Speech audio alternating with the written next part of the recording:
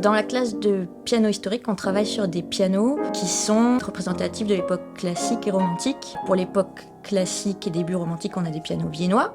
Et pour l'époque romantique un peu plus tardive, on a un piano français, donc un Pleyel.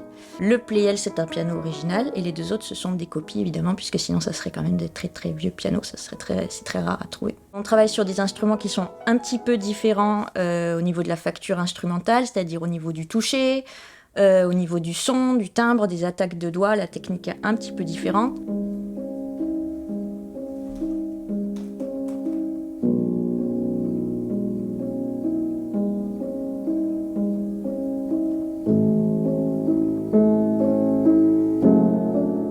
Moi, à la base, j'étais pianiste.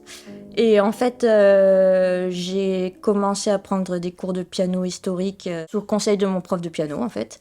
Et déjà, j'ai beaucoup aimé le fait de me focaliser sur un répertoire et de vraiment le travailler à fond, de m'intéresser à tout ce qui se passe autour, de comprendre un petit peu mieux oui, le contexte historique, tout ça. Les pianos historiques, c'est des instruments où on se sent beaucoup plus proche d'eux, en fait. Le fait que la mécanique soit moins lourde, on a plus l'impression d'avoir le doigt sur la corde, d'avoir un contact beaucoup plus direct avec l'instrument. Ça, c'est quelque chose que j'ai beaucoup apprécié.